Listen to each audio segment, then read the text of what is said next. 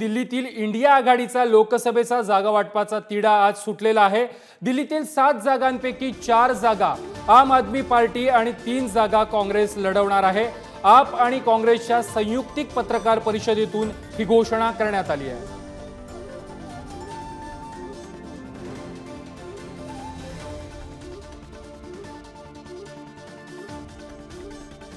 दिल्लीतून ही अत्यंत महत्त्वाची ब्रेकिंग बातमी आहे।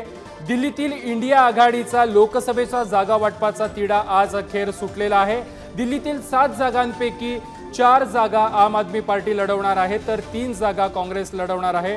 आप आणि काँग्रेसच्या संयुक्त पत्रकार परिषदेतून ही घोषणा करण्यात आली आहे। दिल्ली लोकसभा में 7 सीटें हैं। आम आदमी पार्टी 4 पे लड़ेगी। वो 4 सीटें नई दिल्ली, वेस्ट दिल्ली, साउथ दिल्ली और ईस्ट दिल्ली। कांग्रेस पार्टी 3 सीटों पर दिल्ली में चुनाव लड़ेगी, चांदनी चौक, नॉर्थ ईस्ट और नॉर्थ वेस्ट।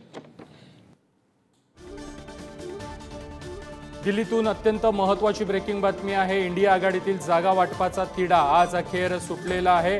दिल्लीतील 7 पैकी 4 जागा आम आदमी पार्टी लढणार आहे तर 3 जागा काँग्रेस लढणार आहे।